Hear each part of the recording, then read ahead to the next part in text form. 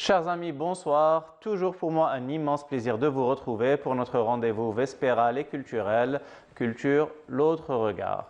Les vertus du sport ne sont plus à démontrer tant sur le plan physique que sur le plan moral.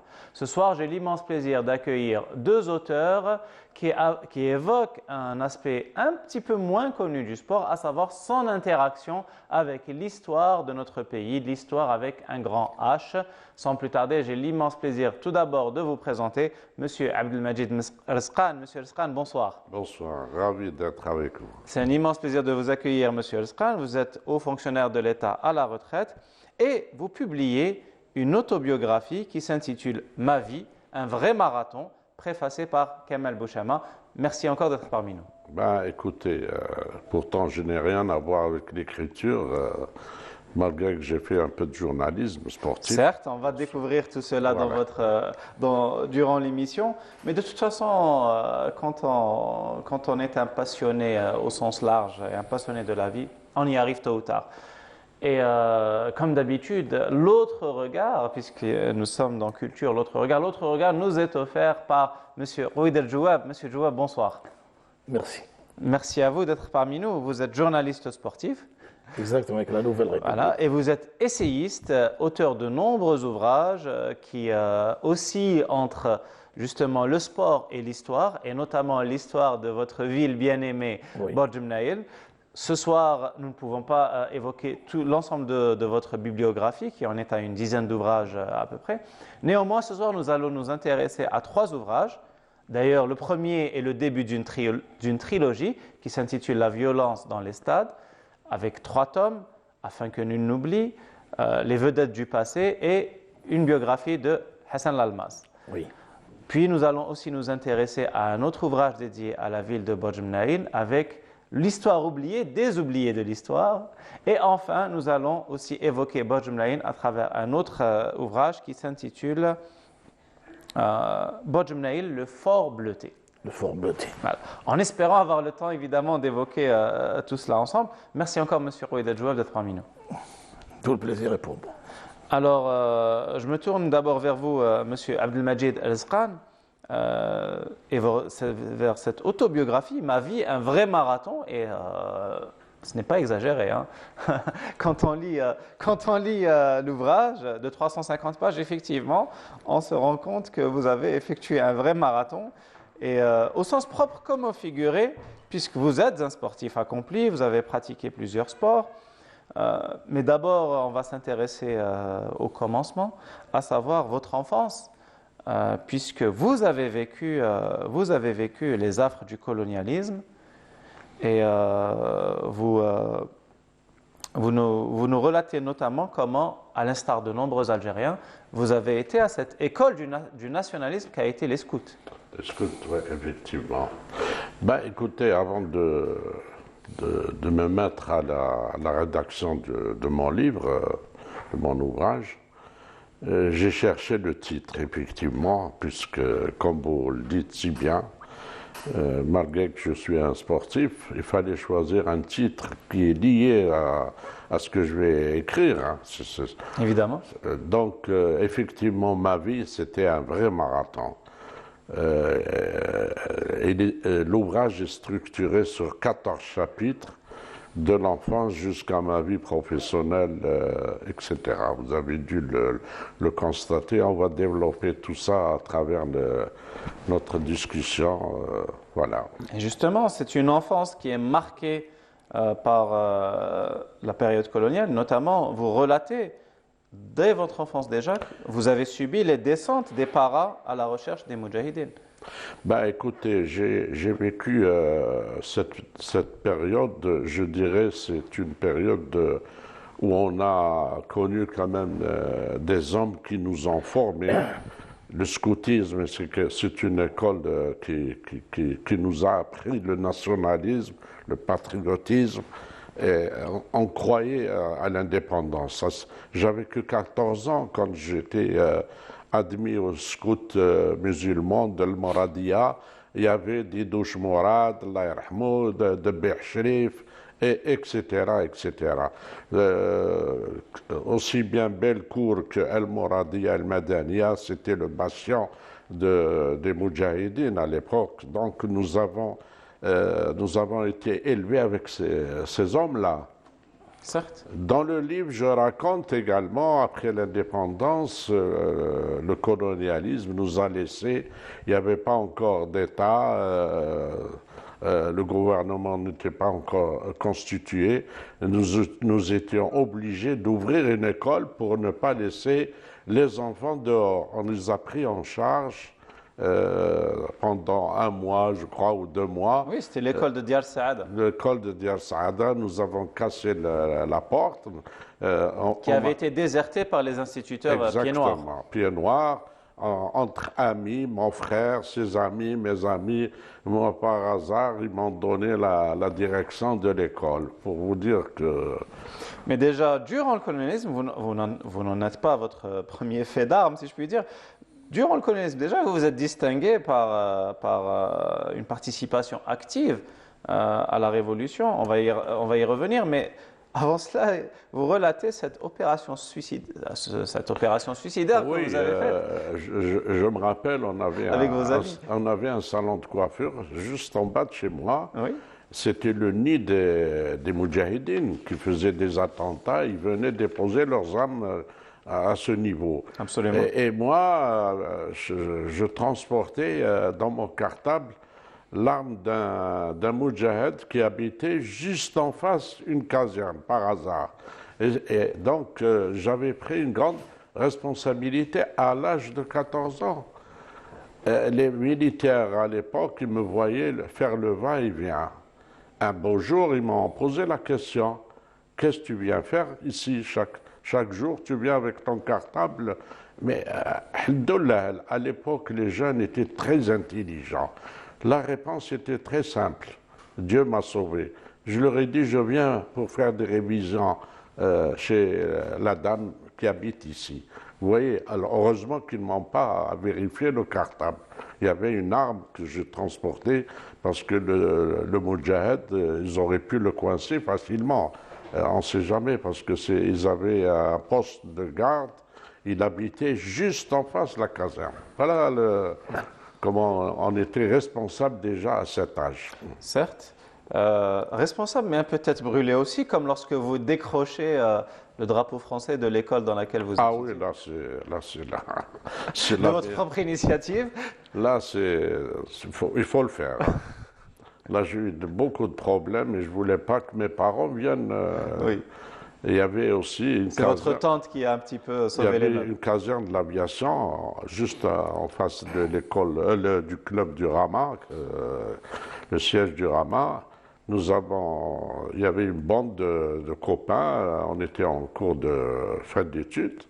On a enlevé le drapeau français pour mettre le drapeau algérien. Il faut le faire à l'époque. Hein. On était vraiment des kamikazes, comme on dit. Hein.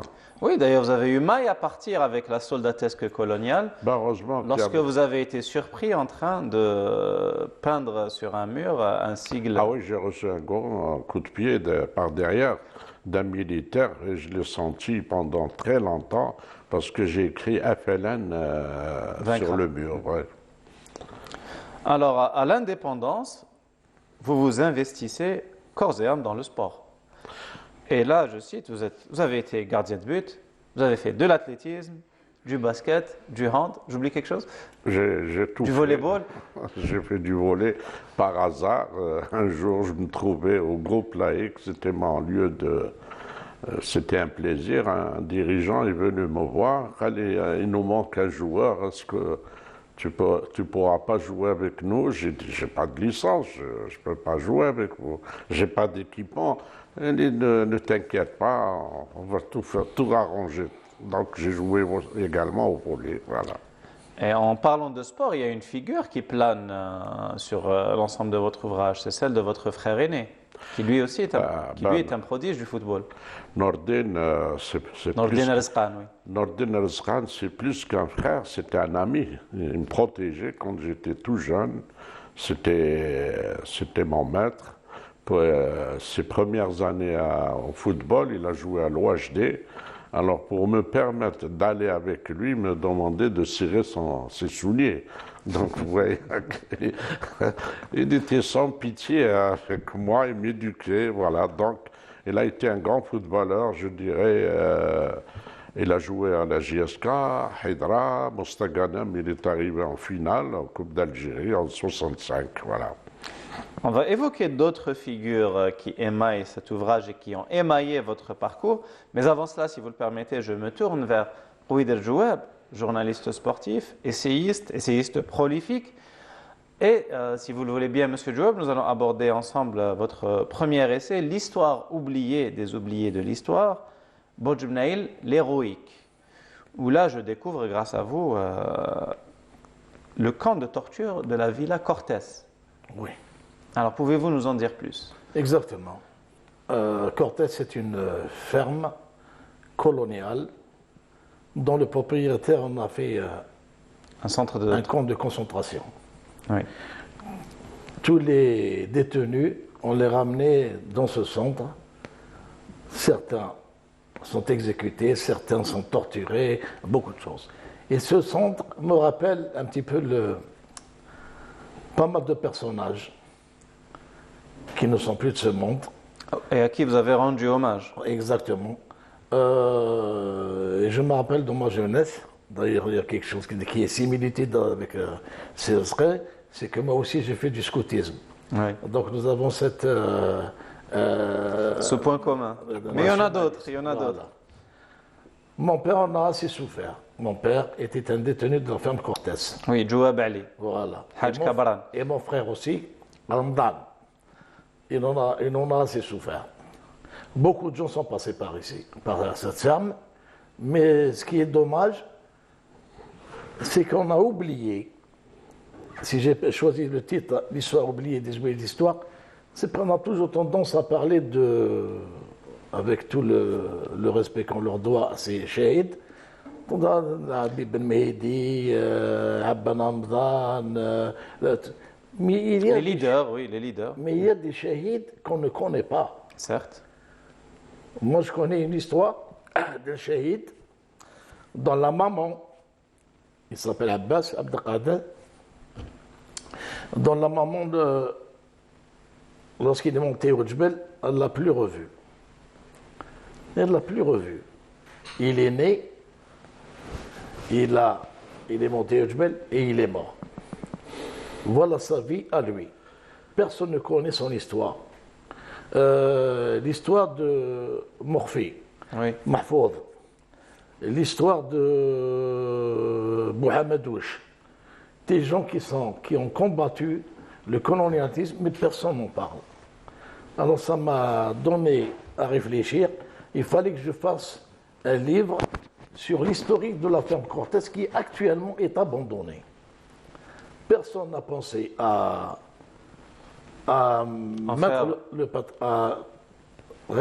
rénover ce centre, au moins pour l'histoire. Certes. C'est la chose qui m'a tapé à la tête pour faire ce livre. D'ailleurs, c'est un livre qui se décline en plusieurs biographies. C'est l'un des points communs aussi avec M. Strand. C'est que vous, tous les deux, vous cherchez un peu à ressusciter ou en tout cas à immortaliser les figures que vous avez connues. Parce qu'il y a des gens qui disent on avance, on va vers l'avenir. Mais sans passé, il n'y a pas d'avenir. Certes. Non, mais il faut le dire, on ne parle pas des anciens, Oui. des anciennes figures. Oui. On ne parle pas également de ceux qui ont, juste après l'indépendance, été les bâtisseurs Exactement. du sport ou d'autres secteurs, comme dans le secteur du sport. Les gens qui ont ouvert le ministère de la Jeunesse et des Sports les ont oubliés quand même. J'ai grandi avec ces messieurs, moi, ils m'ont appris à travailler, à faire du bon travail. C'est comme ça que je me suis forgé à réussir dans tout ce que j'ai réalisé dans ma vie. Certes, et vous me fournissez la parfaite transition pour évoquer avec M. Strand son second ouvrage, à savoir La violence dans les stades, le premier tome qui est dédié aux vedettes du passé. où là aussi, mais je vous en prie, allez-y. Quand vous lisez les trois tomes, Oui, vous avez... Moi, dans mon idée, je voulais faire un livre sur l'Almas. oui. C'est un symbole du football algérien, qu'on le veuille ou pas. Ouais. C'est le symbole, c'est le meilleur joueur qui puisse exister en Algérie. Je me suis mis à travailler une petite biographie. J'ai fait ce livre. Lorsque j'ai voulu l'éditer au ministère de la Culture, on m'a demandé... Il y a eu des péripéties Voilà. qui ont fait que... On m'a demandé de faire... et lorsque j'allais pour voir Seridi, qui est un ancien, une vedette du sport du football, il m'a dit, pourquoi l'Almas? Pourquoi pas moi? Oui, j'ai senti cette... ils étaient tous doués. Je me suis mis à travailler, j'ai fait des portraits. Bon, il y a... Personne ne connaît Akasha de Annaba.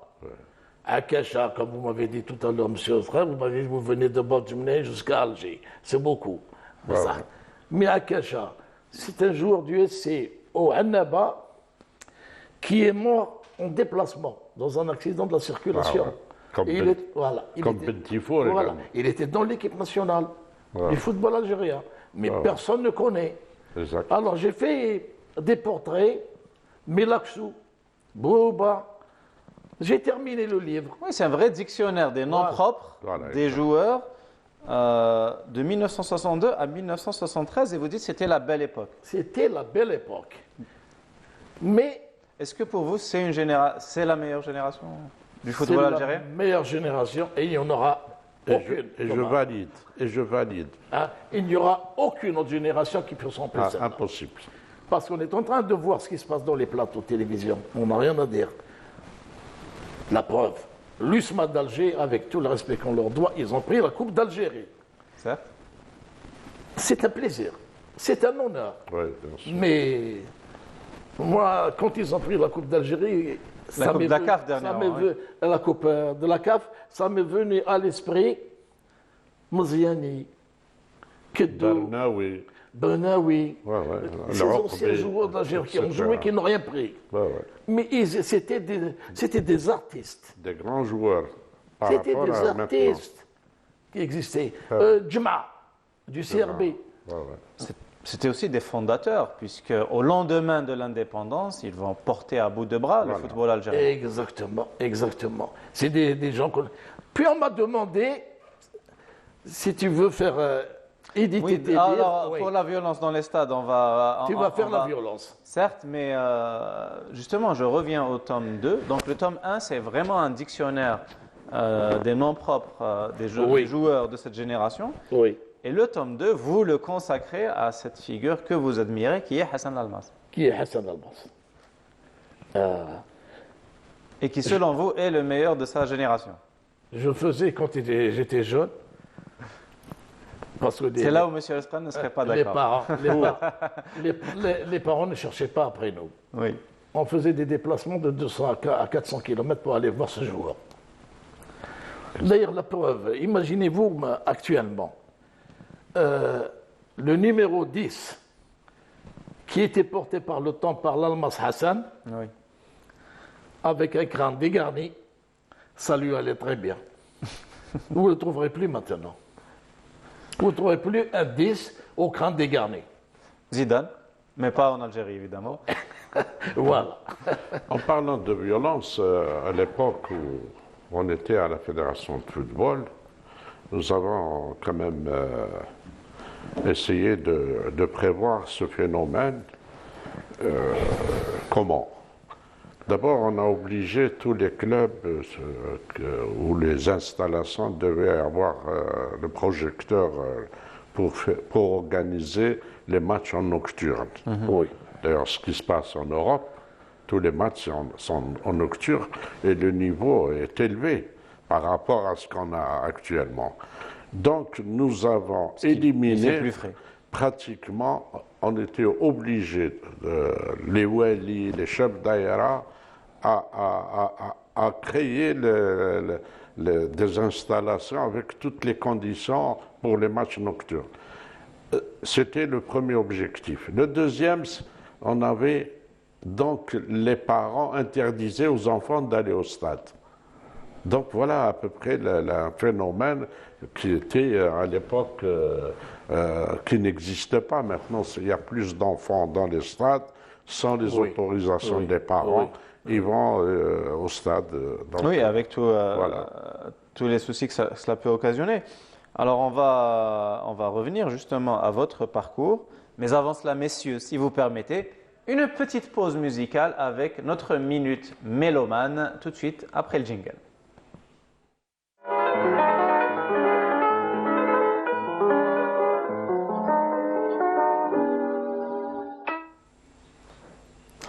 Pour ce soir, avec votre aimable autorisation, j'ai choisi de vous faire redécouvrir un très beau morceau de Dhafar Youssef et qui s'intitule La rue des Minarets. Je vous laisse redécouvrir ce très beau morceau, très hypnotique.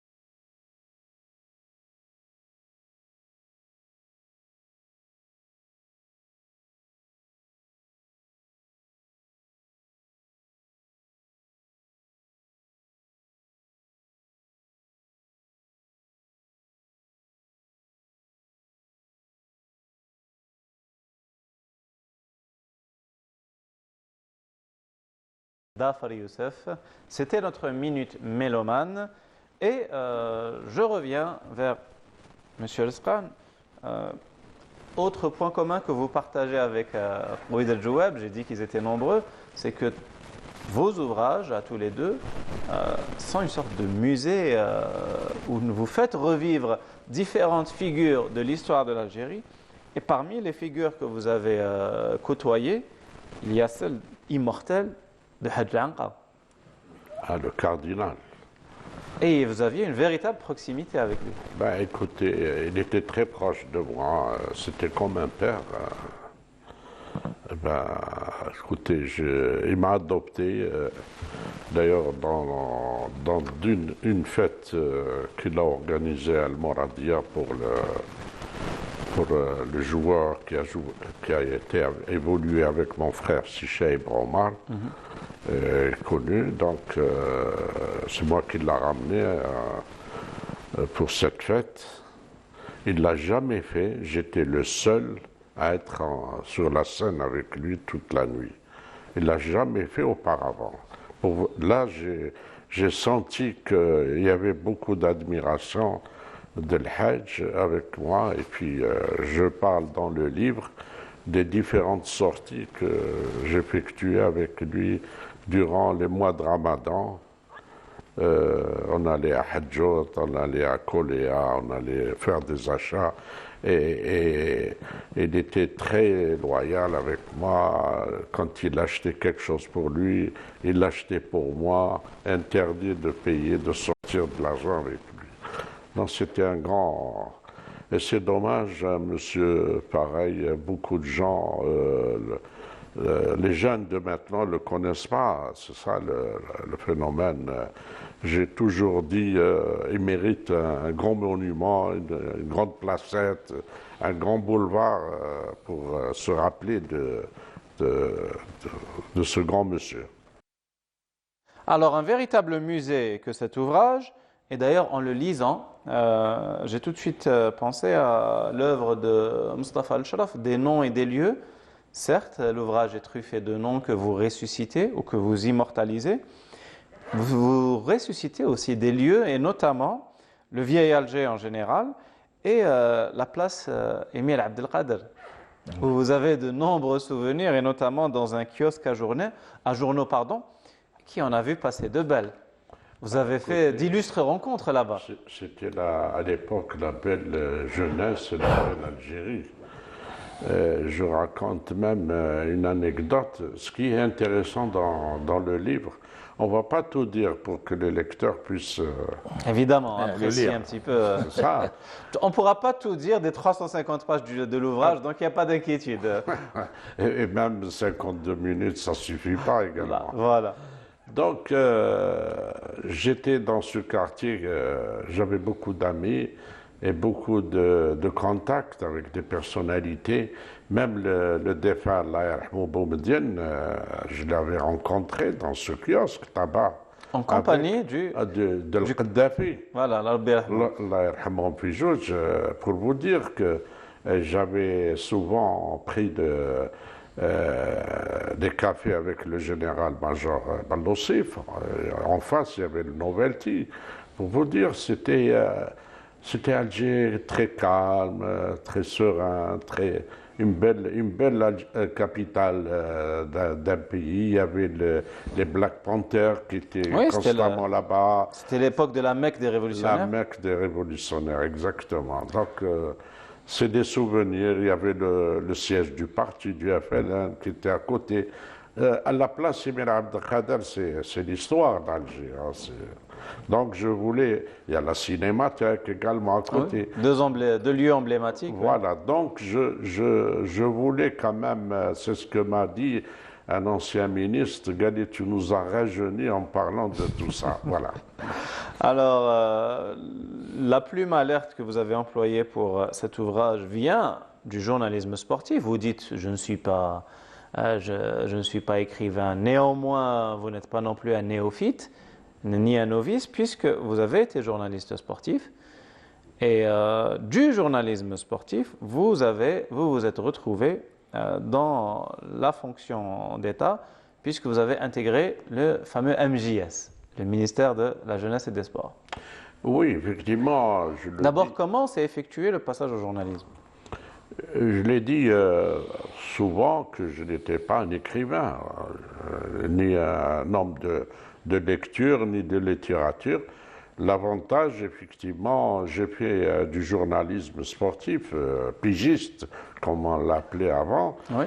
J'ai fait le Moudjahid, j'ai fait le Peuple, j'ai fait l'APS. C'est de grandes écoles du journalisme. Hein. Donc, j'ai dit pourquoi pas écrire, pourquoi pas pour laisser. Avec modestie, je dirais que je suis l'unique cadre supérieur du secteur de la jeunesse et des sports à avoir écrit cet ouvrage. Vous allez peut-être susciter d'autres vocations. Et puis, et je suis je dirais, si c'est le mot, le doyen, puisque j'ai fait 6 fédérations en tant que responsable et 2 mandats du comité olympique. Je détiens le record hein, pour le moment. Donc, il était de mon devoir d'écrire l'histoire du sport algérien. Voilà. Et dans ce parcours-là, vous avez rencontré d'illustres figures. Vous en citez plusieurs, et notamment, moi, celle qui a, dont les exploits ont bercé ma jeunesse, celle de l'illustre Nordin Morsli. Nordin Morsli, disant que, avec modestie toujours, c'est moi qui l'ai découvert, hein, à Blida, lors du fameux, c'était une bonne chose, le cross du parti. C'était une épreuve de masse et de prospection également. J'espère qu'on va revenir puisque je parle du sport scolaire dans mon ouvrage, et je salue la décision du chef du président de la République qui a pris une décision concernant ce secteur, avec le recrutement de 12 000 enseignants du sport scolaire. C'est le réservoir de l'élite. À l'époque, j'étais responsable au niveau national du sport scolaire au ministère. On avait pratiquement tout le sport scolaire qui était dans les équipes nationales des différentes disciplines. Certes. Donc, je pense qu'il est temps de revenir à ce secteur. Oui, à l'instar de ce qui se fait aux États-Unis ou au Canada, où les sportifs d'élite sont suivis créer depuis... des installations de l'école primaire, secondaire, lycée, université. Si on veut faire pratiquer le sport, il faut pas laisser les enfants aller à 2-3 kilomètres en hiver surtout pour faire du sport. Il faut créer des installations à l'intérieur des établissements scolaires. Oui, et l'école devient une source à la fois de savoir, de plaisir et de dépassement. Et le sport, c'est la vie, c'est la santé d'un pays. C'est une culture comme... Littéralement. Littéralement. Alors, justement, en parlant de culture, je me tourne vers Monsieur Rouider Jouab. Vous aussi, vous êtes un passionné de sport, journaliste sportif. Vous êtes aussi un très grand amoureux de Bodj Mnaïl. Et avant d'aborder l'aspect historique de votre œuvre concernant Bodj Mnaïl, il y a Bodj Mnaïl et le football, que vous avez aussi beaucoup documenté. Oui. Étant donné que j'étais un ancien joueur de la GS Bodj Mnaïl. Donc j'ai déjà avec moi 2 athlètes en plus de 2 écrivains. Et comme... je connais bien l'histoire de Bodj Mnaïl. On a déjà discuté, on sait... En apartheid. Mais Bodj Mnaïl, je me suis dit une chose. Mon premier papier qui a été fait, comme il a dit qu'on était pigiste, le premier papier que j'ai fait sur la GSBM, c'était dans les années 68. J'étais à l'école et j'écrivais. Mais je me suis dit, avec le temps qui passe, touche pas à la GSBM. La GSBM, c'est moi qui ai écrit le livre sur la GSBM. Et la preuve, j'ai fait un livre, la GS Bodj Mnaïl, de 1932 à 1996. Pourquoi 96, c'est la descente aux enfers. Alors, le livre que j'ai fait sur la GSBM, il parle de 3 à 4 générations. Des gens qui sont encore vivants, des gens qui sont partis, mais en revenant à Bodj Mnaïl, la ville, c'est que je ne pourrais pas me passer de cette ville.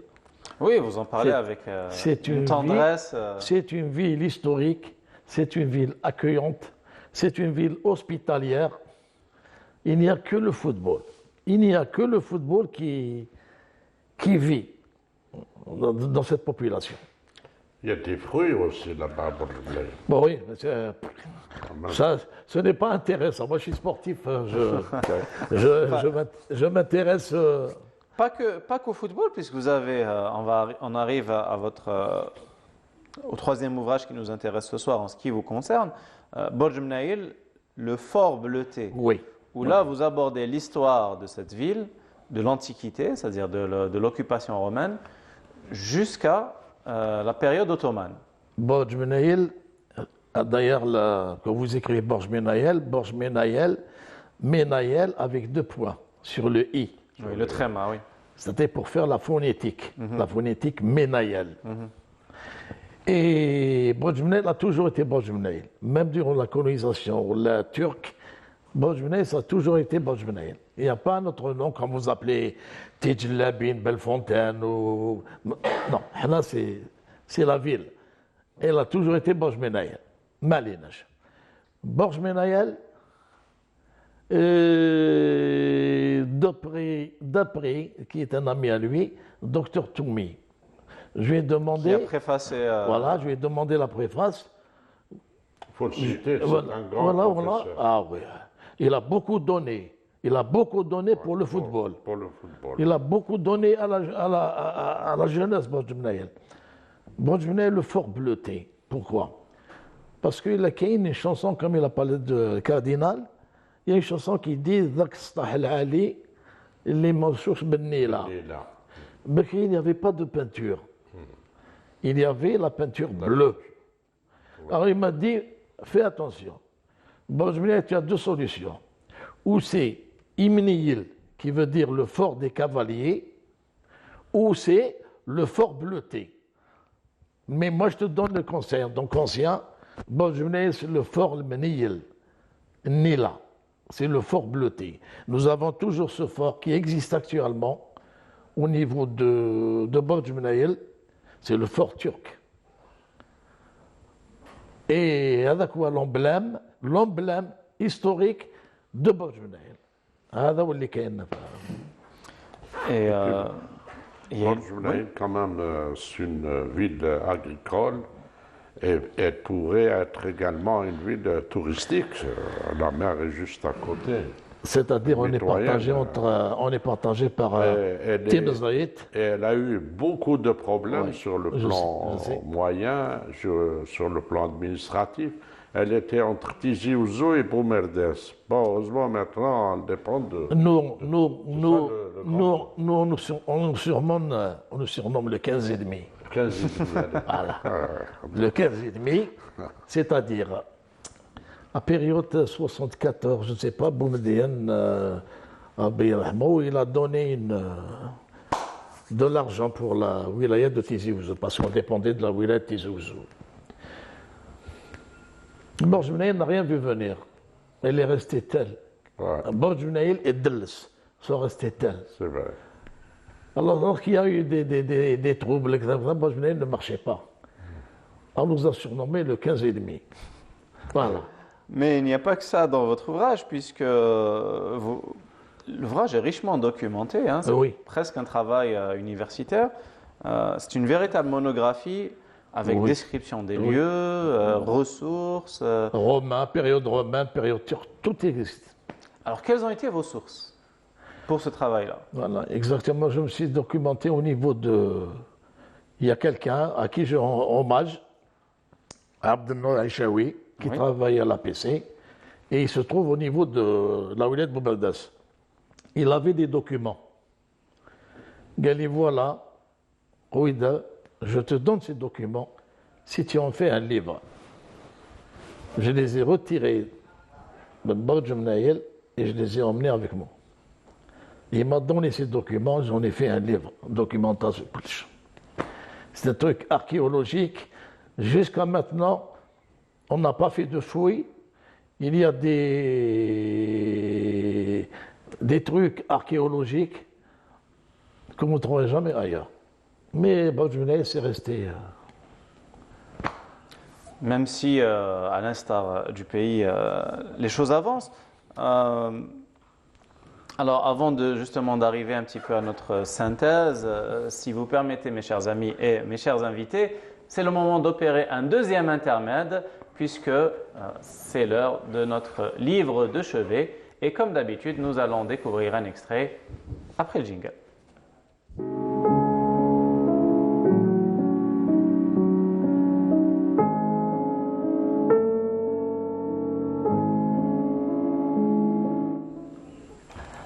Alors pour ce mois consacré au monumental Habib Tengour et pour ce dernier extrait du mois qui lui est consacré, je vous propose de redécouvrir ou de découvrir Le Maître de l'heure, roman publié aux éditions APIC dans la collection Résonance.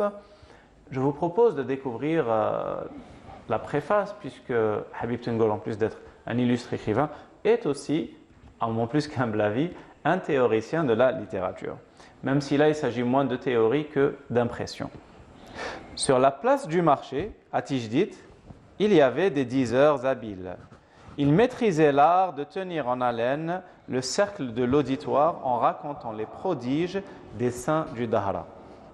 La géographie est une des formes du récit populaire les plus prisées au Maghreb, et particulièrement à Mestghanem, où j'ai grandi sous la bienveillante protection des saints. Il s'agit d'une narration souvent fragmentaire où la situation prévaut sur la psychologie des personnages et où l'atmosphère des lieux économise la description. Nos diseurs savaient tirer profit de la fragmentation du récit. Ils y inséraient des digressions à volonté pour agrémenter l'échange. Leurs saillies étaient accueillies par des éclats de rire et des applaudissements. Avec les copains de la Souira, nous les écoutions avec avidité. Nous étions crédules, les prodiges nous enchantaient. Nous étions transportés par la verve du conteur dans un monde aussi merveilleux que celui des films, du Cinélux ou de l'Alhambra. J'en tremblais de plaisir, persuadé que des créatures fabuleuses circulaient incognito et que l'une d'elles pouvait m'apostropher au coin de la rue 21 ou de la rue 33 pour me demander de l'orienter ou de lui indiquer une adresse. Il fallait être vigilant pour ne pas rater l'occasion de pouvoir accomplir son destin en décelant la véritable identité de l'inconnu et en sachant répondre comme il se doit. Nous en parlions dans nos discussions du soir, assis sur le trottoir. Nous échafaudions des plans biscornus pour parer aux éventualités. Très beau roman et très belle préface de Habib Tengour, le maître de l'heure aux éditions APIC, dans la collection Résonance. Nos ancêtres et leur talent de conteur qui résonne justement en nous. Talent de conteur que l'on retrouve dans cette biographie de Abdelmajid Rizqan, Ma vie, un vrai marathon. Un marathon qui vous a conduit à connaître de nombreuses personnalités, à accomplir de nombreuses choses aussi en faveur du sport national et de la jeunesse. Jeunesse qui est vraiment le vivier de ce pays et sa force motrice. C'est sûr. Et un petit peu pour faire notre synthèse et arriver un petit peu à notre conclusion, on a coutume de parler de soft power. Et le sport est au cœur de ce soft power, puisque c'est dans le rayonnement du sport national en général, et du sport roi en particulier, que se trouve aussi le rayonnement du pays. Ben le sport, c'est le vecteur de la population, d'un peuple. C'est l'opium en quelque sorte. On voit actuellement avec les différentes rencontres de football qui attirent. Vous avez vu la finale de la Coupe d'Afrique, le stade était plein de supporters de l'USMA. On a vécu ça en 82 avec l'équipe nationale, la grande équipe nationale qui est partie en Coupe du Monde. J'étais chargé justement de la préparation des équipes nationales, de la préparation des matchs. De match en match, on a clôturé avant d'aller en Espagne avec le fameux match Algérie-Real Madrid. Oui. On a eu 110 000 spectateurs. Moi, j'ai eu peur, le stade allait s'écraser parce que on avait une grande équipe également. Hein, donc, c'était l'opium du peuple. Voilà, oui, au football, en général. Bon, les autres disciplines venaient après, le handball, il y avait de bons résultats également, l'athlétisme, tout dépend maintenant des responsables qui gèrent les structures. Voilà. Et justement, en ce qui concerne l'athlétisme que vous avez pratiqué, c'est aussi un domaine dans lequel nous avons rayonné à travers le monde. On a évoqué Nordin Moslin, mais pas que. Et dans les moments difficiles. Certes aussi. L'athlétisme, quand vous voyez un seul athlète peut ramener une médaille, tandis que le football, ils sont une trentaine pour ramener une médaille. Donc il y a une différence entre le sport individuel et le sport collectif. Certes. C'est très important. Pourquoi à l'époque on demandait d'investir sur les sports individuels qui rapportent plus que le sport collectif? Voilà le phénomène. Et puis on avait à l'époque créé une carte sportive au niveau national, sachant que même dans certaines disciplines, par exemple l'athlétisme, on savait que le haut rang était fort en sprint, on mettait des moyens sur haut rang. Le demi-fond, c'était Schleff. Maintenant, par exemple, il fallait mettre les moyens, créer des centres de regroupement.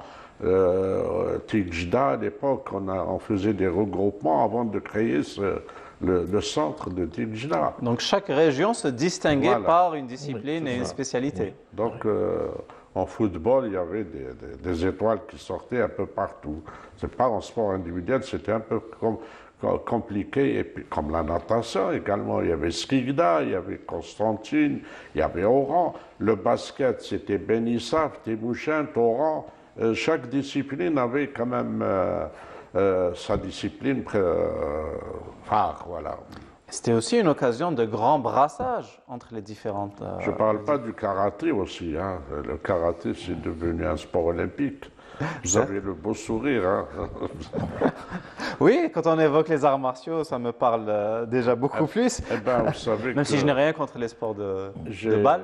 Non, non, c'est une bonne chose parce que c'est un sport, au contraire, de défense, certes, mais il a beaucoup d'exercices techniques, beaucoup d'efforts. De discipline, toute une... Voilà, et oui. la sagesse aussi. Voilà. J'allais dire toute une philosophie derrière. Voilà, exactement. Donc, moi, mes enfants, ils ont été des judokas, des karatékas. Allah yabarak. Mais quand on revient au football, par exemple, au football, dans le temps, Oui. pourquoi c'était mieux? N'importe quelle équipe, que ce soit Schleff, soit Naba, soit Oran, ils avaient leur numéro 10. Ah oui, bien sûr. Ça, Quand vous avez un Schleff, vous avez le numéro 10, comment il s'appelle, comme Tiaret qu'ils avaient. Maxi ou Bouhella? Non, c'est Mexi. Mexi. Oui, 10. Mexi, oui. Et vous avez comme. il y avait Farha Oran. Enfin, il était avant-centre. Moi, je parle des numéros 10. Moi, j'adore le Maïdi numéro 10. Atier aussi me souffle notre réalisateur. Oui. Maïdi Atiaret. Oui. Oui. Il était très doué. C'était Belloumi, Et il y avait l'ancienne génération. Ouais. On n'arrivait pas à... Mais l'allemand, c'était... Ah ouais, C'était la chose qui... Qui surclassait le reste. On y va à l'USMA d'Alger. À 19 ans, il a joué avec l'équipe nationale contre la Bulgarie. Maziani Abdelrahman. En 63. Vous ne trouverez jamais un Maziani Abdelrahman. ouais. Vous allez me trouver donc actuellement, nous avons des équipes. Trouvez-moi une équipe qui possède un bon milieu de terrain, un bon dribbleur. Cash. Ça, je ne sais pas comment que ça se passe, mais... Le jeu aussi, c'est beaucoup plus compliqué, c'est beaucoup plus J'aimerais fermé. on a trop... Et pourtant, ils ont de belles installations. Oui, par non, rapport mais on a trop auparavant.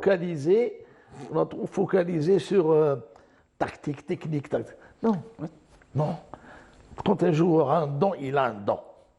Il faut le laisser s'exprimer. Il a un don, il a un don. Et puis, il y a trop d'argent dans le football aussi. Ça, le grand problème. Et peut-être pas assez dans les autres disciplines. Voilà. D'ailleurs, Exactement. Il y a des équipes qui déclarent forfait dans le basket, en volley. Ils n'ont Faute pas de moyens. Pour faute de moyens, des sections comme récemment le Wouloudia, par exemple, en basket et en volley, ils ont déclaré forfait. Ils n'avaient pas de moyens, comme au football, par exemple. d'ailleurs, nous avons de bons Tout ça, entraîneurs. ça devrait être examiné. Hein. Moi, je pose la question. Je ne parle pas des structures fédérales où un champion olympique n'a pas le droit d'être au niveau de l'Assemblée générale, par exemple. Mais dans tous les clubs, Ouais. même les clubs, que ce soit les petits clubs. Il y a beaucoup à dire dans ce domaine. Mais moi, ce qui m'intrigue actuellement, malgré que je suis journaliste sportif, ce que je n'arrive pas à comprendre, si je vois des entraîneurs, je ne critique personne, venir dans les plateaux, porter des jugements, ils vous donnent des tactiques, mais vas-y, prouve-le dans un terrain. Montre ce que tu as à faire. Mais enfin, le métier de consultant n'est jamais celui d'exécutant, Mais évidemment. Donc, mais pourquoi un consultant se permet un entraîneur se permet de devenir consultant alors qu'il peut donner, qu'il peut former des jeunes? Non, les plateaux, ça les a tous déroutés, ils viennent tous porter leur jugement. Telle tactique, mais... Oui, de toute façon, ceux qui sont sur le terrain font de ces propositions après ce qu'ils veulent, évidemment. Toute proposition, toute critique est bonne à prendre, et puis c'est à celui qui est sur le terrain de... Exactement. La preuve, Alors, pour le mot de la fin, oui. Mon ouvrage, c'est un livre de technique et de référence. Il y a beaucoup d'informations que beaucoup de journalistes sportifs l'ont pas, justement. Oui, et qu'ils pourront... Quand vous voyez, à une époque, la Confédération africaine allait nous suspendre. Je ne sais pas si vous avez lu le paragraphe. Bien sûr. Il fallait faire un travail de coulisses pour arrêter le massacre. Ça aurait été la catastrophe. Absolument. Pour l'Algérie. Oui, la CAF n'a pas toujours été bienveillante, loin s'en faut. Cela est bien plus encore, le grand public en général et les journalistes sportifs en particulier pourront le découvrir en lisant votre autobiographie, M. Abdelmajid El-Azqan, Ma vie, un vrai marathon, une autobiographie préfacée par M. Kamal Bouchama. Merci beaucoup, M. Abdelmajid El-Azqan, d'avoir été parmi nous. M. Ouid El-Jouab, vous aussi, vous opérez un travail très utile, non seulement pour le grand public et les journalistes, mais aussi pour les universitaires, notamment avec cette monographie que vous avez dédiée à la ville de Bojemlaïn, le fort bleuté, oui, où vous évoquez l'histoire de la ville de l'Antiquité jusqu'à la période ottomane. Vous êtes aussi auteur d'une trilogie, La violence dans les stades, avec premier tome, Les vedettes du passé, le second tome dédié à l'illustre Hassan Lalmas, et le dernier à la violence dans les stades proprement dite. Et enfin, l'histoire oubliée des oubliés de l'histoire, où vous relatez les exactions commises par le colonialisme dans la ferme Cortés et tous ceux qui ont eu à les subir. Merci encore, M. Ouid El-Jouab, d'avoir été parmi nous. Pour une précision. Oui, je vous en prie. Le livre de l'Almas, j'ai été le premier à l'avoir édité. C'est le premier ouvrage. Je voudrais bien que d'autres parlent de l'Almas. Certes. J'ai été le premier qui a fait le livre sur l'Almas. Pourquoi pas un film sur l'Almas? Ça serait un succès populaire garanti. Merci beaucoup, M. Ouid El-Jouab. Merci beaucoup, Abdelmajid El-Azqan. Merci. Et merci à vous, mes chers amis, de nous avoir accueillis chez vous. J'espère que vous avez passé avec nous un agréable moment. Je vous souhaite une excellente fin de soirée. Je vous dis à très bientôt.